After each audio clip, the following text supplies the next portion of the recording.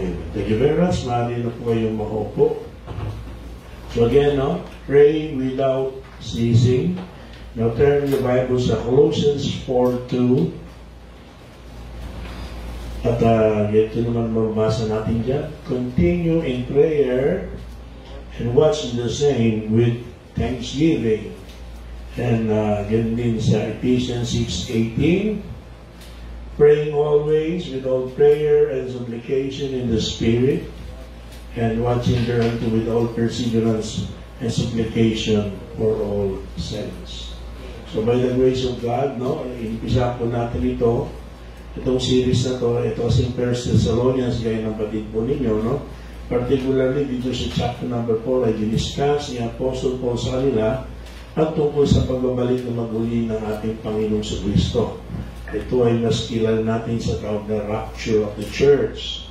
At maging sa unang bahagi ng chapter number 5, nagsisilbing concluding exhortations niya para sa mga mananampalataya sa Thessalonica, ay binanggit niya tungkol sa pagbabalik ng Panginoon na ito ay gaya ng sa magnanakaw.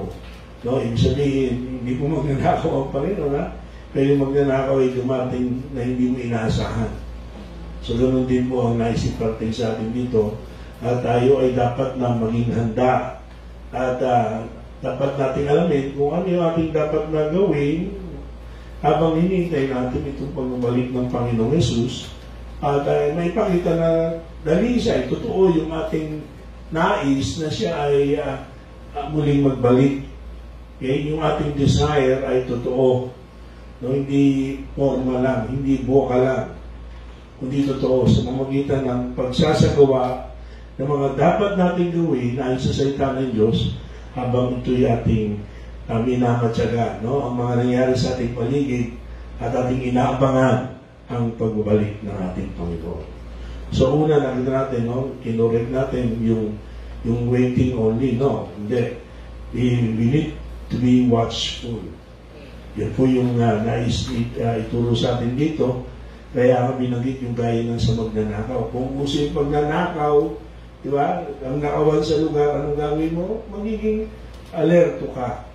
Di ba? Ikaw ay magiging watchful. You will do everything para ito ay mapigilan mangyari sa iyo. Pero dito hindi mo mapigilan. Yung watchfulness, yung nais nating makita rito. Gaya nga nang sabi natin, hindi siya magnanakaw, pero yung pagbabalik niya ay tulad sa gaya na magnanakaw sa gabi. And secondly, ay nakita natin that we need to be mindful. Okay? Ay hindi pwedeng tutulog-tulog. Hindi pwedeng nakatunganga. We need to be mindful. And last week, last Thursday, ay binigyan pansin natin yung verse 16. We need to be joyful. Papawala ako ba sa inyo kung ano yung pamagat ngayon? Pang-apat na ngayon sa ay, hamon at dapat natin gawin habang naghihintay ating Panginoon sa Kristo. Naghihintay ang pagbabalik na maguli ating Panginoon sa Kristo. Hindi na siguro. Alam niyo na, ibig sabihin niya, pati sa scripture reading natin. Kaya dahil yan. Ano yun? We need to be prayerful. Amen? Amen. As we await the return of our Lord Jesus Christ, as sabi po ni Apostle Paul, we need to be prayerful. At ito po, ay hindi lang po dito sa Thessalonica kanyang sinulat, kundi maging sa Colossus nga, Epeso, sa Pilipos din, di ba? Sabi niya ron, don't be anxious. Yan, sabi niya, but be prayerful as well, with thanksgiving, with supplication po binabagid doon. Now, isang bata, 6 taong gulang, ang nagpakita ng importansya ng pananalangin. Ng isang pamilya ay inimbitahan sila para doon paghapunan. So, itong batang ito ay tinuruan ng kanyang mga magulang, umaattend ng Sunday school, at ang church ng kanilang pamilya. Kaya nakita niya na importante to pray to God and to give thanks to God before each meal. Na importanteng manalangin at magpasalamat bago kumain. So dahil hapunan ito, so punta sila sa bahay, yung host family, ay pinipare na yung kanilang kainan at kakainin, at nung sila'y nasa table na, ay nagsimula ng kumilos yung bawat isa para kumuha ng pagkain, at nung susubo na yung nag-imbitang pamilya, in-interact itong 6 na taong gulang na bata. At sabi niya, di ba muna tayo po magpipray bago tayo kumain? Hindi po ba muna tayo magpipray bago kumain? At yung pamilya na nag-invite, parang na-embarrass. Kahit yung mga magulang, parang gusto siyang pigilan at parang na-embarrass sila. Pero tama naman sinabi ng bata. Pero yung pamilya na ganyaya, naging tapat lang sa kanilang sarili at sinabi ng pamilya, no, we don't take time for that.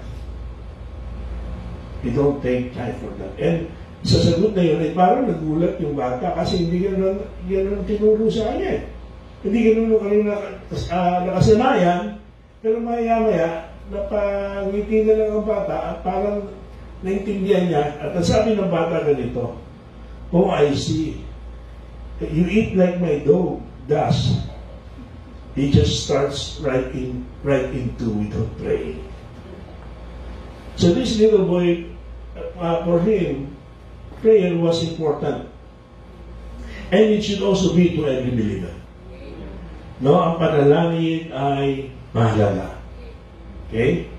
One of the most neglected parts ng pagiging Kristiyano sa marami ay malimit yung prayer life. Pero this is not the first time, at in fact, doon sa ating series at message ng last Sunday, ito sa diniscuss natin, di ba? At maraming beses na ito sa panalangin. It is one of the most critical parts sa ating pong buhay Kristiyano. Ito pong tungkol sa panalangin. Ito po ang inordina ng Diyos para siya po ay kumilos at gawin at gumawa dito sa mundong ito at sa ating buhay. No, ito po ang inordinang paraan ng Diyos o daan ng Diyos for much of what He does in this world. Ito pong pananalangin. And therefore, we can miss out on a great deal of what God has for us if we neglect prayer. Ang laki po ng di natin na-experience, di natin nakakamtan, at malaking kawalan, no, pag tayo po ay nagpapabaya sa pananalangin. Yet, ang panalangin po is much more than just saying words to God with our eyes closed.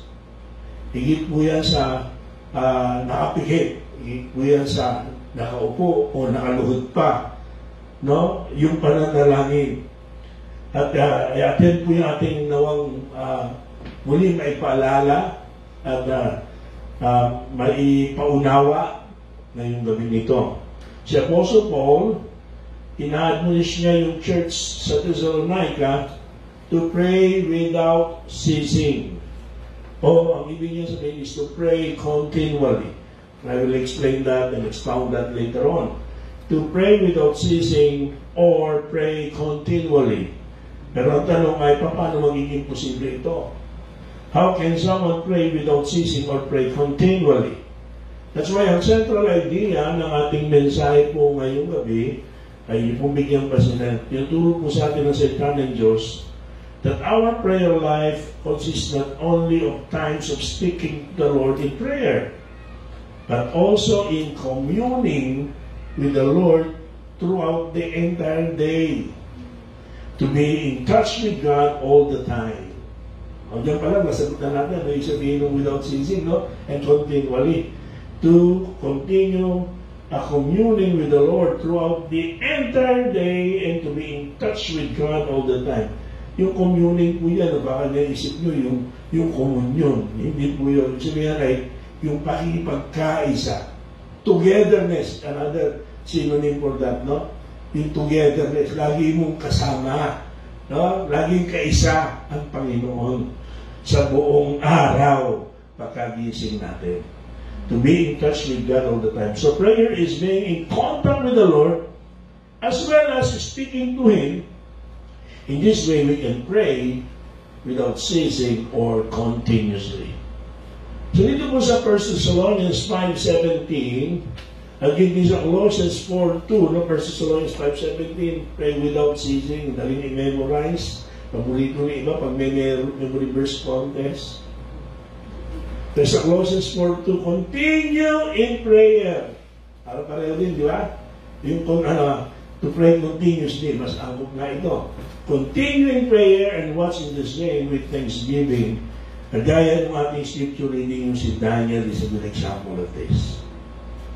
So dito po ay sa mga talatang ito, una bigyan pansin natin yung necessity, the necessity of prayer.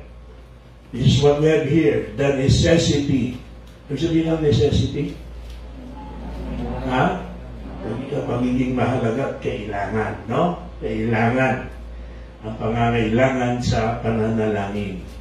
Now, una dito po sa sinasabi ni Apostle Paul sa 1 Thessalonians 5:17, gaya ng ating tinalakay about rejoice evermore, ito rin po ay sa Greek text ay imperative. Imperative. Ano ibig sabihin ko ng imperative? Ibig sabihin ay it is a command. It's a command. First of all, take notice of this. It's a command. Imperative. Prayer, therefore, is not an option for the believer. It is imperative. Okay? At yung first century church, kung inyo pong nabigyan pansin, may mga problema sila. No, hindi naging madali yung kanilang mga pinagdaanan. Pero, it was a praying church. And because of this, the Lord was able to work in great ways among them. Kahit na marami silang problemang inaharap. Ito pa nga ang naging dahilan para maging prayerful sila. At ito rin ang naging daan dahil ito yung inordain ng Diyos na paraan para siya ay makapangyarihang gumawa sa kanilang kalagitnaan sa kanilang buhay. So every time we peek into the New Testament churches, we find them praying. Every time we read some of the letters of the Apostle Paul to New Testament churches, nakita natin, we find him admonishing them to pray continually, to pray without ceasing. Ito nga yung mga binasa natin, Colosas, Efeso, di na natin sinama pa sa Pilipos, at ito rin pong sa Thessalonica. Mga New Testament churches. At yun nga, sa Book of Acts, makita po natin that they are praying each time we read about New Testament church. We find them praying. Ganyan din. Each time we read about the great men and women of the Bible, we find them praying also. So it is impossible to think about having a healthy relationship with God, without prayer. Importante po yung panalangin at imposible na magkaroon tayo ng malusog na ugnayan sa Diyos, maayos yung ating maging ugnayan sa Panginoon, imposible kung hindi naman po tayo nagiging tapat sa panalangin. So just like it would be impossible to have a relationship with someone on earth without speaking to them. Ano kayo mangyari sa inyong magka-MU? Sa inyong magka-ina relationship, sa inyong mag-asawa, kahit nasa pamilya, di ba? Anong mangyari kung walang pag-uusap? Anong mangyari sa relasyon nyo? Magkasintahan. Kung wala akong pag-uusap. Imposible, no? Imposible na may maayos yung relasyon. May mga natapos ng relationship dahil sa long distance. May mga relationship na natapos dahil sa a lack of communication. Yung mga relasyon na nasira because of lack of communication. Imposible na maging healthy relationship without speaking to each other. So it is also impossible to have a healthy relationship with God without talking to Him through prayer. It is impossible. So sabi nga ng isang unknown source ng quotation ito, sabi nga, and I quote, for the Christian, praying should be like breathing. Just as breathing is the response of physical life to the presence of air, so prayer should be the response of the spiritual life to the presence of God. No? So yung tugon daw ng ating katawang physical sa presensya ng oxygen ng hangin, okay? Para tayo po ay patuloy na mabuhay, ay ganito yung pananalangin. Spiritual oxygen natin. At ito ay yung response ng ating spiritual life, kung totoong Kristiyano ka, sa presensya ng Diyos na laging nandiyan. No? Na laging nandiyan. So, importante po. Prayer is communication.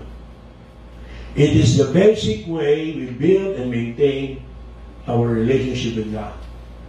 Okay? And since God is without needs, ang Diyos wala namang pangangailangan eh. May pangangailangan ba ang Diyos? Hindi. Ang Diyos ay sapat sa kanyang sarili. Pero kailangan natin ng Diyos. May pangangailangan tayo, kailangan natin ng Diyos. Amen? At dahil yan, tayo magiging biggest loser when we fail to pray. Wala pong mawawala sa Diyos kung hindi ka mag-pray. Diyos pa rin siya. Di nababawasan ang kanyang katakilaan, ang kanyang kapangyarihan, di ba? Hindi mababawasan ang kanyang pagka-Diyos. Pero ang laki ng ating sinasayang kung hindi po tayo nananalangin, samantalang ito po ang magiging daan para ma-maintain o magkaroon tayo ng healthy relationship with Him. Okay? And God desires our fellowship. Prayer is the contact mechanism. Alam niyo ba yung universal free number, phone number? Universal free phone number, are you familiar with that? Yung 1-800. Now, 1-800 sa mga mga palabas na shopping, mga networks, nakalagay dyan, contact or free, 1-800 number. And praying is the only universal 1-800 number spiritually patungkol po sa ating pong ugnayan sa Diyos. It is free, and the lines are always open, and there are no busy signals or answering machine sa prayer. The line is always static free, and it is better than our mobile phone or cellular phone.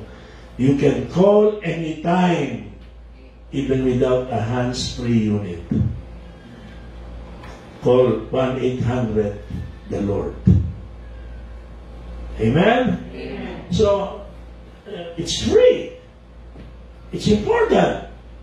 And, of course, it's a command.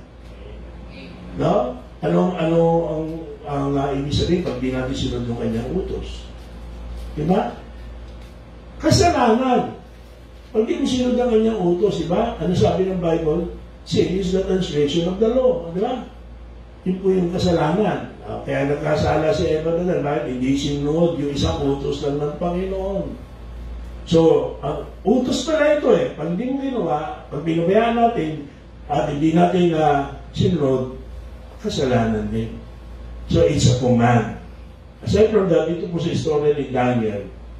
Sabi nga natin kanina, each time we read about great men and women of the Bible, we find them praying. No, at those men and women, they were able to overcome great odds or even sin.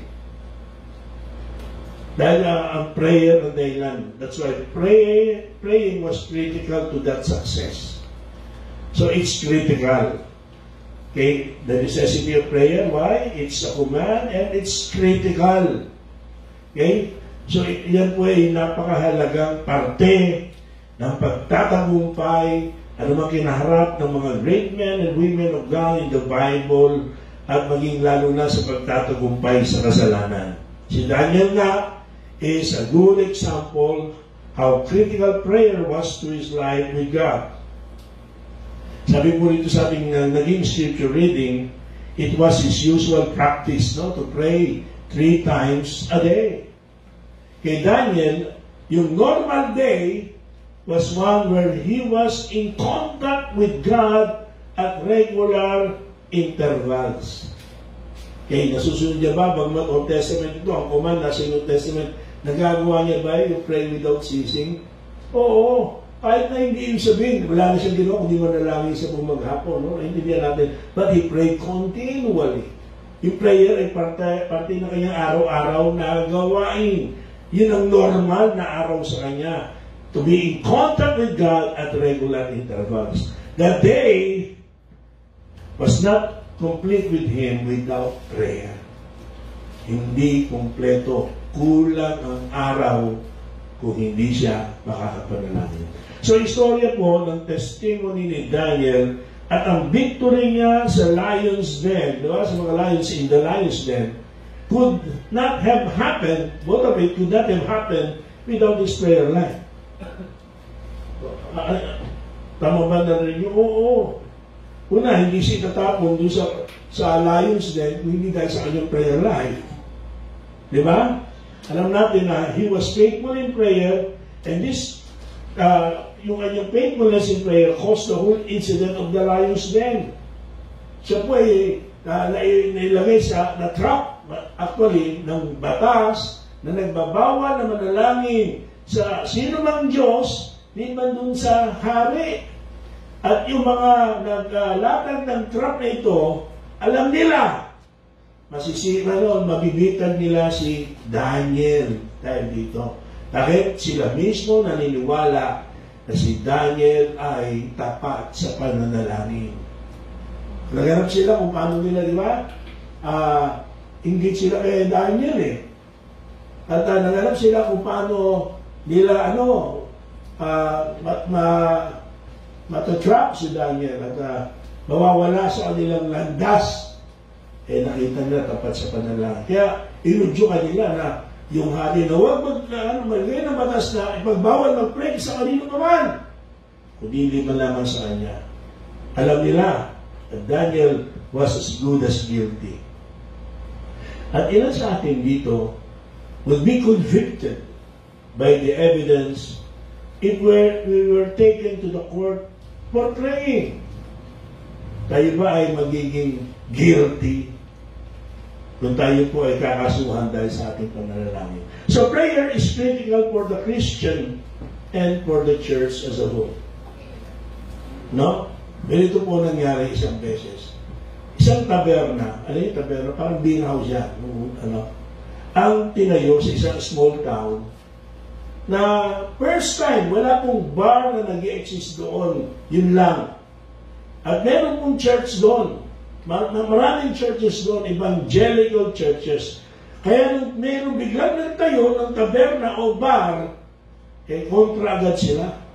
At nakaisa po sila, yung mga evangelical churches na yan, na mag-prayer meeting to pray against this bar, asking God to intervene.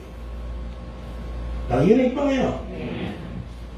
And a terrible storm came shortly after a prayer meeting. At tinamaan ng kidlat yung bagong bar na sunog ito. Na abo, sunog. Ang ginawa po ng may-ari ng bar, idinimanda yung mga churches. Bakit po? Claiming that they were responsible. Nabalitaan niya, nag-pray eh. Diba? Nag-pray na ano? Na ano yun? Mawala yung bar. Mag-intervene ng Diyos. At ang Diyos naman tumukon. At tinamaan ng kidlat na sunog. Kaya dinimanda niya. Ginawa naman ng mga Christians, nag-hire sila ng lawyer. Sabi nila, we are not responsible. Well, pinipilit ng bar owner, they're responsible. Nag-pray sila. Sabi naman ng mga Christians, we're not responsible. Nag-arkilan na sila ng defense lawyer. Dumating po yung nangyari po yung mahabang trial, at sa huli, ito sabi ng judge, no matter how this case comes out, one thing is clear. The tavern owner believes in the power of prayer, but evidently the Christians do not. Di ba na sila ito sa nag-pray sila. So di sila naniwala sa mga, prayer is namahin mo ito siya naman. Prayer is critical. We must not claim the importance of prayer and ignore it in our practice. Or we will never know its power in our lives, and others won't know it either. You see, prayer is powerful because the God to whom we pray is a powerful God. Okay? It's only as good as to whom it is uttered, not to whom it is rendered. Hindi lahat na nagpipray. Kaya ang prayer, hindi naman talaga yan powerful. Ang powerful dyan, yung Diyos kung saan tayo nagpipray. Linawin lang natin muna yan. No? Eh paman, hindi natin na-experience yung power ng God sa ating buhay dahil yung kanyang inordain na daan. Diba? Para gumawa sa buhay natin at hindi rin makikita ng iba yung good testimony natin tungkol sa power of God sa prayer. Kung hindi po natin ito paninindigan. Si Richard Halverson, one of the great preachers of this century, ay former chaplain din for the U.S. Senate. At siya po ay in-invite po nila yung senator to come and speak to a large group of men that were having their annual men's dinner together. Alam niyo, di ba, naging issue yan yung public prayer sa Amerika. So, inimbita nila isa sa mga mambabatas itong ng senador na to. Maraming dumating. Okay? Tandaan nyo si Halverson, siya chaplain. Okay? Several hundred men actually showed up. And just before the senator spoke the subject of prayer for public schools pa to, naging issue sa Amerika. Bago niya talakayin, at siya yung gusto nilang encourage na kontrahin yung batas na nagbabawal ng pampublikong pananalangin, particularly sa public schools.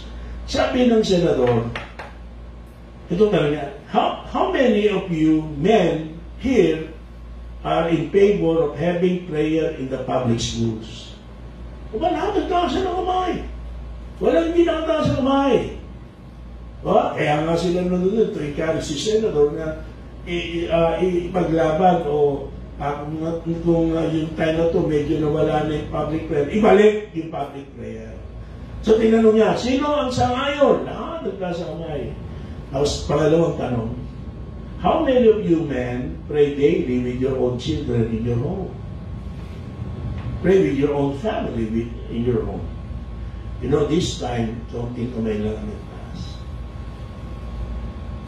You know, how can you encourage the senator to push yung law not to remove yung public yung prayers sa public schools or to restore it if these people are not really sincere about prayer?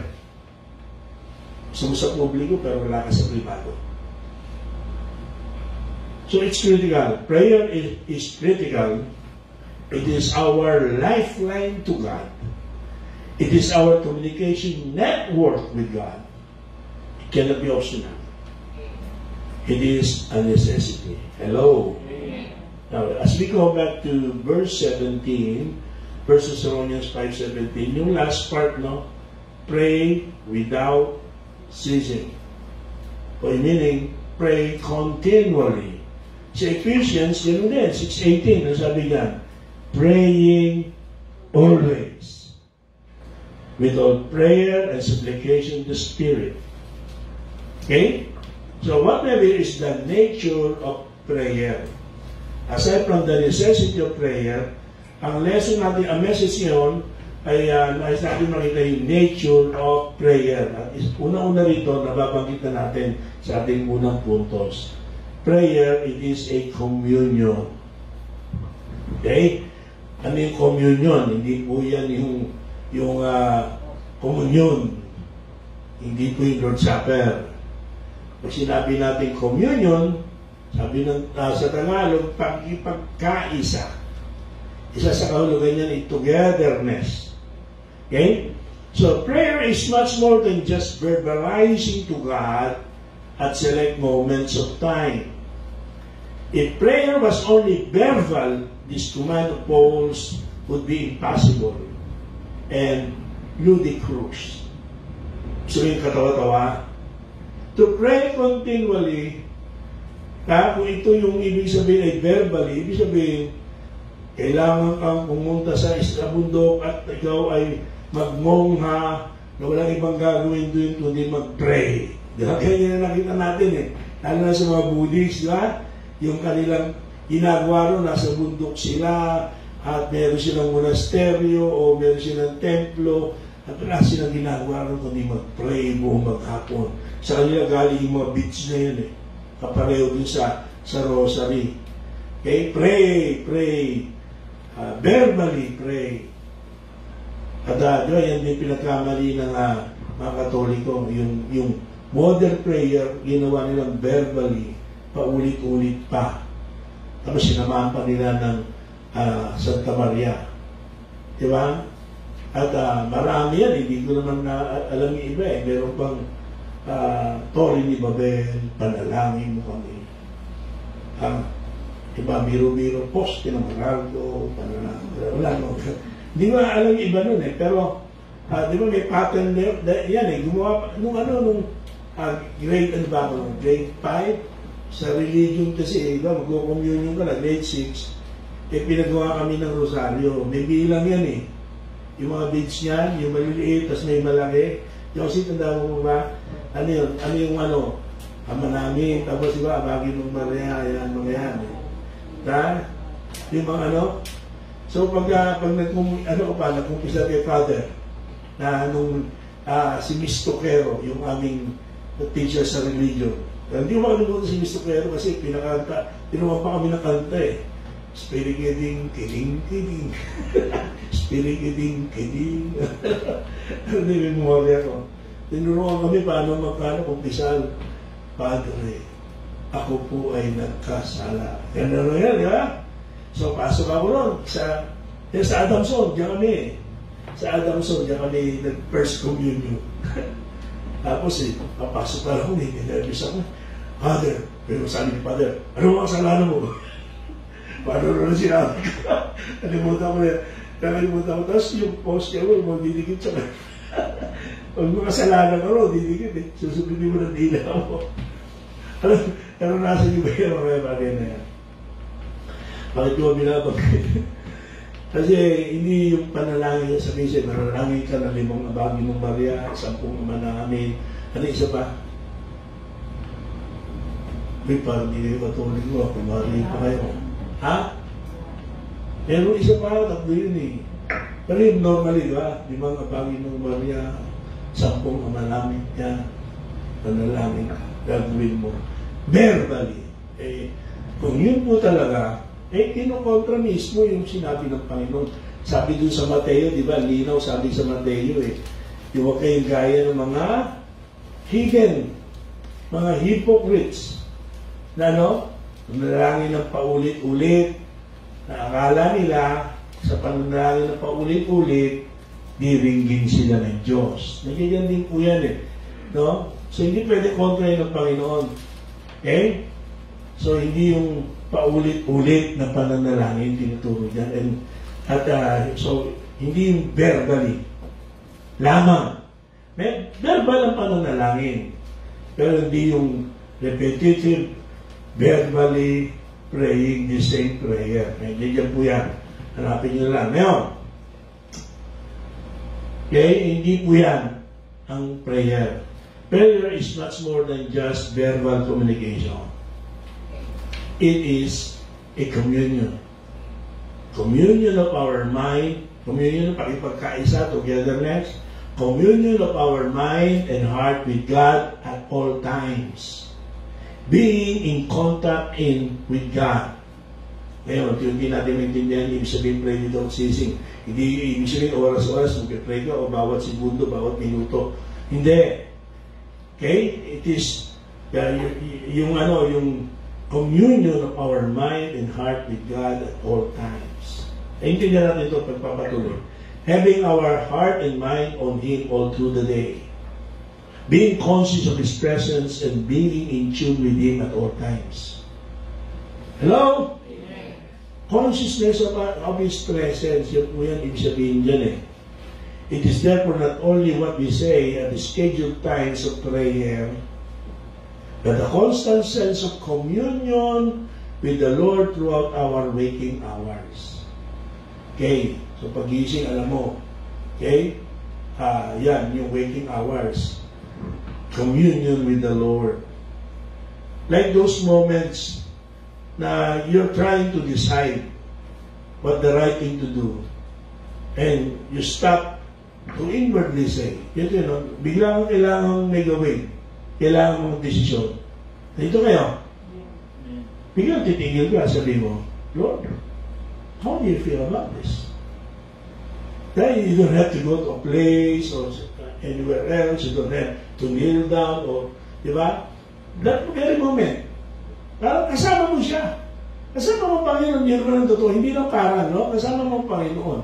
And you need to make a decision. Lord, ano po masasabi niyo dito? You pray. Nakikinig po? Yeah. So, it is the sense of God's presence and our communing with Him all through the day that gives praying continually or praying without ceasing a reality. It is the awareness of God's presence being in touch with your life at all times. And this results in spontaneous prayers. Spontaneous prayers. At a moment's notice from your heart to God's heart all through the day. Lord, sorry po. May nasabi akong hindi tama. Lord, sorry po. Pinagawa ko hindi tama. Alam ko di ka lulubunod sa'yo. Lord, give me strength. Yeah? Give me strength. Di ba kahit na mabiyahe ka, Lord, ingatan niyo po ako. Kaya nasa ako na distraction, ay ibig sabihin, Lord, it's not just an expression, it's a prayer. Because you're aware that the Lord is with you. With us. Therefore, it is the constant sense of communion with the Lord. Nasa isip ni Apostle Paul when he commands the Christian in this text to pray without ceasing, to pray continually. Never be without that contact with the Lord throughout the day. Pag-isip ko lang sa mga, thank you Lord. Bago matulog sa gabi, thank you Lord. Marami ka pa pwede sabihin, pero alam mo, kasama mo siya, kasama mo ang Panginoon. This constant sense of contact will be the thing that will help us overcome temptation and give a steady sense of victory over sin. With the communion of the Lord as a steady aspect of daily life, God's power will manifest itself in great ways in our life. No? Kaya maraming may iwasan. May iwasang maling desisyon, may iwasang maling reaksyon, may iwasang maling asal, maling gawain. Kasi, you're aware, Lord, sorry po. Lord, tulungan mo ko. Kasama mo siya.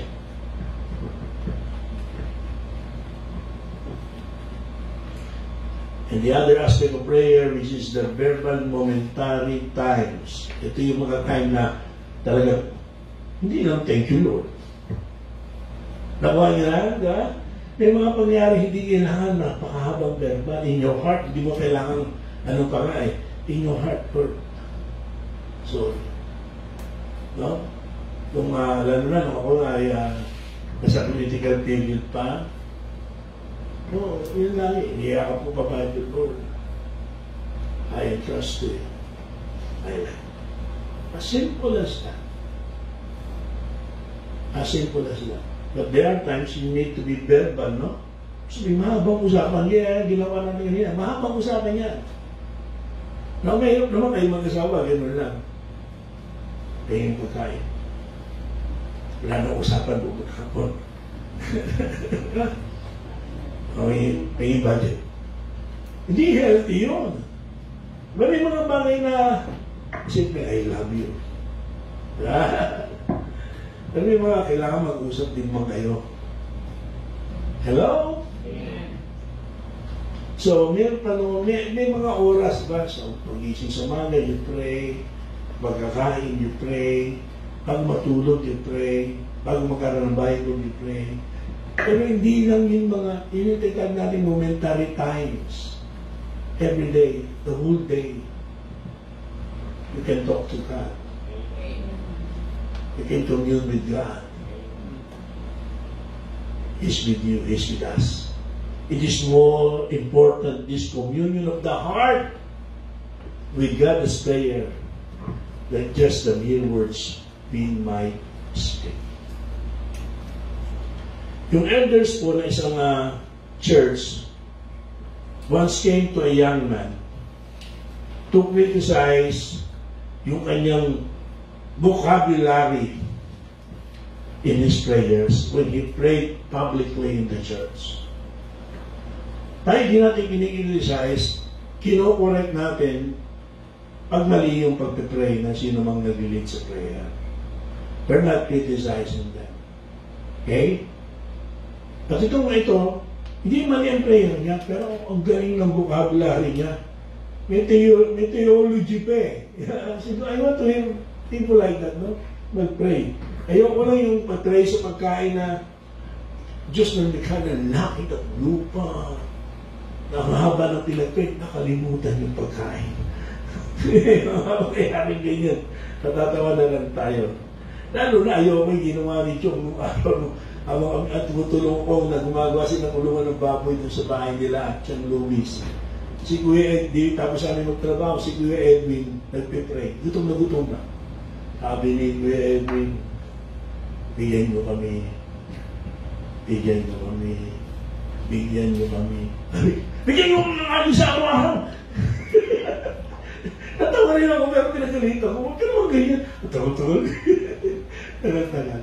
Pero, mga kapatid, ang prayer, ditong young man ito, ay maayos, sincero. Ay, hindi mo pwedeng i-correct. Pero ayaw nila kasi ng ganun eh. Kaya ginawa, kinumpronta nila. Nung matapos na kumprontahin siya, sabi nung young man, are you yet not finished? I have just one thing to say. Sabi nung yan. I wasn't speaking to you. Hindi kayo kausap ko. Hello? Ginukulit natin yung prayer. Kung tama prayer. Kasi closing prayer natin, parang prayer, opening prayer, madating. Mali yun. Di ba? So, ginukulit natin. Pero kung nagpipray ka, maayos naman. Ha? And you're speaking to God. No man has the right to correct you in your prayer. Because you're speaking to God. Hello? The vocabulary didn't matter. Yung heart niya, importante. Too often we focus on just words. Iba, para lang maganda yung panalangin, wala nang ang direksyon, maligoy pa eh. No? May mga nagpipay yun, ang gulo-gulo eh. Now, mag-ingat din tayo that God looks on the heart.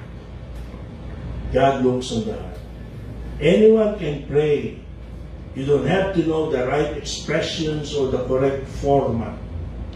Ang mga bagong Kristiyano lalo na can pray. And pray effectively because it is the communion of the heart that is the substance of prayer. Isang bata nga sabi niya, ikaw man mag-pray. Sabi ni encourage siya, basta mag-pray ka, yung nasa puso mo. So ginawa ng bata, nagulat sila, A, B, C, D, E. Ay, tinapos yung alphabet. Parang nagalit yung Sunday school teacher sa Sunday school ko, bakit hindi yung ginawa mo? Sabi ko ako sa inyo hindi po ako marunong mag-pray. Pero God can put the words together. God knows my heart. He can put the words together. Pero kung magawin mga susunod, ABC na pagpapray nyo, mga that's what God can. Bata yun eh. Bago yun eh. Di ba? Agaya ng pagbago pa, bata pa, ano nangyari? Yung mga bagay na hindi pa kaya gawin ng isang bata. Pagkukulay. Diba? Pag bata pa, lahat tayo siguro ng mga nagkaanak, bigyan natin coloring book yung mga anak natin. Tapos, bigyan mo ng colors. Iwasan, iba susubo pa yung color. Di alam para sa, wow, dito. So, yung bata naman, gagawin, ubas yung naka-drawing. Mansanas yung nasa drawing, kukuha ng black. Kulayan niya ng black. Hindi pa niya alam eh. Di ba? Tapos, ano pa problema ng bata pag nagkukulay? Sumugot. Lampas. Kung hindi kulang, lampas. Di ba?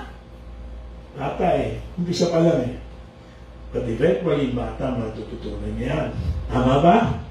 Alam niya na kulay ng mansanas. At alam niya hanggang dun lang.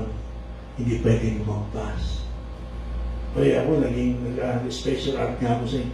Alam niyo, isa sa technique ng amin ng Crayola, punasan mo na basahan, gigintab yan. Gaganda kulay niya, punasan mo. Pero ingatan mo, baka lumampas mo. So normally, kapag yun nga, di ba, rough yung yung color, huwag na masyadong kalat. Pag yun binasahan mo, kikintab yan. Gaganda kulay niya. O, technique na yan. Ngayon, pagtanda, marunong ka na. So, umpisa, may hindi natin yung mga marunong mag-pray. Pero ang tagal-tagal mo ng Kristiyano, hindi mo pa alam mag-pray. May problema na yan. Hello? Hindi tama yan. Dapat naging leader ka na ng prayer, diba? At marunong kang mag-pray, not to impress people. But you know how to pray, and you know how to pray right.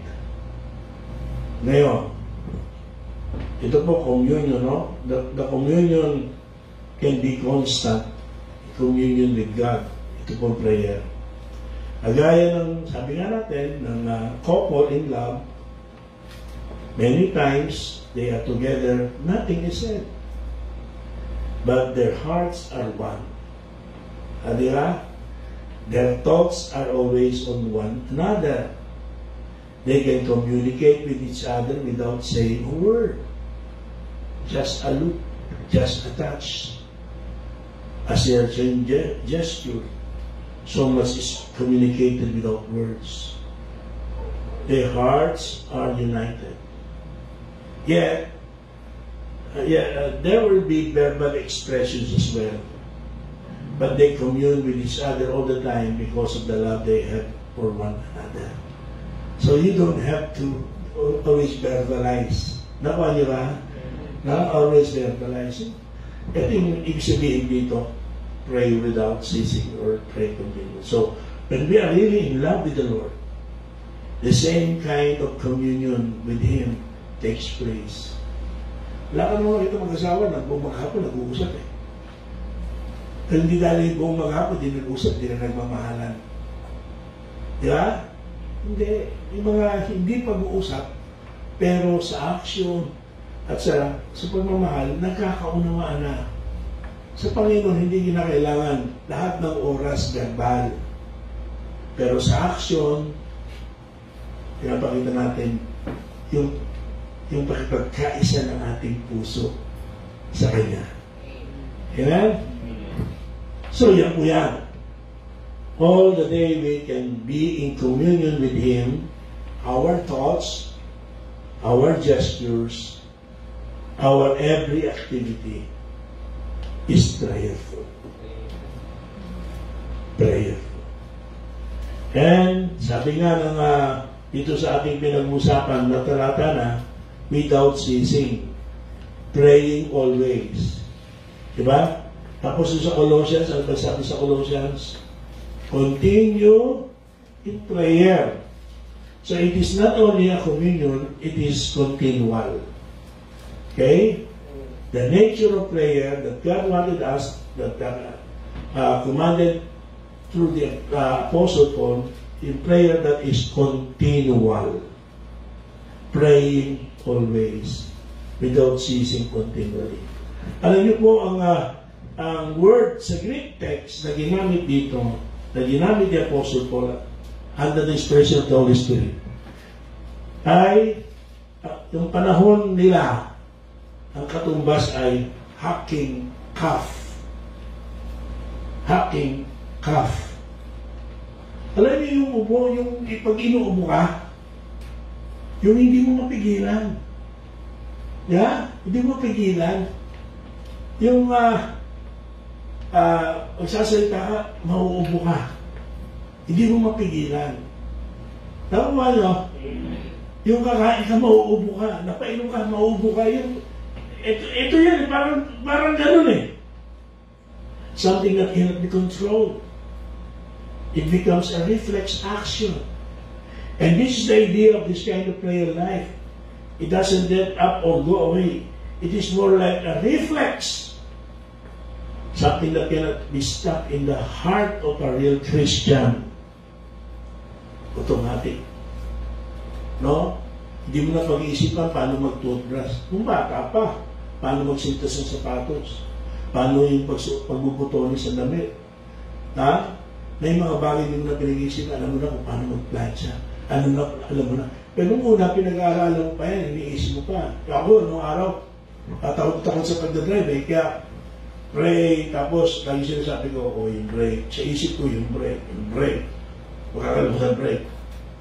May tinuro pa, engine brake. Yung pag mabistak mo, pero sa atin yan, ay yung ilologir mo, tapos medyo angat mo yung clutch, pero huwag mong bitiwan, wasa kang makina mo yan. Engine brake ang tawag yan. Si Jojo ano sa akin yan eh. At nagamit ko yan. Nalala ko si Junyo, kasama pa namin yun eh. Nandun siya sa likod ng Light Ace, napunta sa unahan. Bigla kasi may kumanin, napunta sa unahan, sabi ko, ano ginagawa mo dyan? Yun ay constant na yun, automatic na yun. Pag marunong ka na, alam mo na, primera. Dati titingin ka pa, 40, pwede na mag-change gear, 60, pwede na mag-change gear. Tapos yun. Pero, time lang, automatic na, reflex mo na. Tama? Reflex mo na. Ang prayer, gano'n. Reflex mo na, automatic yan. At di mo mapipigil. Kaya na ubo. Kaya na ubo. God is not looking. Prayer is one discipline that should not be ignored in the Christian life. Si Jesus Christ, okay, was continually in prayer, and if He needed it, okay, when He was perfect in Jesus Christ, how much more do we who are not perfect need it? Needs to pray. So again, prayer is one discipline that should not be ignored in the Christian life. And God is not looking for people who pray perfectly, or those who know the proper Christian praises or the exact theology of prayer. God simply desires communion with us as His children. This is what prayer is. Communion with God. Continual communion with God. Your prayer life will grow and mature as you engage in prayer more and more. Kaya mali-mali ka mag-pray, kaya ganyan ka mag-pray, hindi ka lagi nagpe-pray. Hindi ka praktisado. Di ba? So, it's an evidence, hindi ka talaga nagpe-pray, hindi ka marunong mag-pray. Kasi pag talaga nagpe-pray ka, maayos prayer mo. Pag nagpe-pray ka in private, maayos sa prayer mo in public. So, yan. Okay? So, kung umpisa, medyo magkamali, gaya ng bata. Pero sa tagal mo na, mali. Hindi na pwedeng magkamali. Mali na yan. Okay? So, a healthy prayer life, nakikinig mo, kaya? Napit na. A healthy prayer life will give us so much joy and fulfillment. The contact and communion with God will give us strength we never thought possible. Praying continually is not impossible, when prayer is understood in its fullest dimensions. Communion with the Lord can happen all during our waking hours. When this communion exists, it sparks the verbal times of prayer and even creates those times of spontaneous prayer throughout the day. Our Lord loves to be in contact with us. This is what prayer is. Our communication link with our God. So don't miss out on a wonderful lifetime experience. Amen? God desires our fellowship, our thoughts, our heart, and our expressions in word. Why not do ourselves a favor and bless the Lord our God by developing our prayer life? Let me now end. Let me now conclude. Prayer is far more than just saying words to God with our eyes shut. It is both the conscious moments of saying prayers with our mouths and the conscious and unconscious communion we have with God throughout the day. Neither one should be ignored. Importante, nagpipray tayo, may prayer moments. Pero importante rin na meron tayong conscious or unconscious communion with the Lord sa buong maghapon. Prayer is vital to the believer and the church while we await the return of our Lord Jesus Christ. Ito po sa intanong tayo. Tayong lapit ito. Salamat po, Panginoon, sa inyong pong salita, sa gabay ng Banal na Espiritu, at nawa, Panginoon, ay ginamit niyo po ako na malinaw na maipahayag ito at kinalooban kaming lahat ng pangunawa. Higit pa rito, muli, dalangin namin, nawa ay nagkaroon kami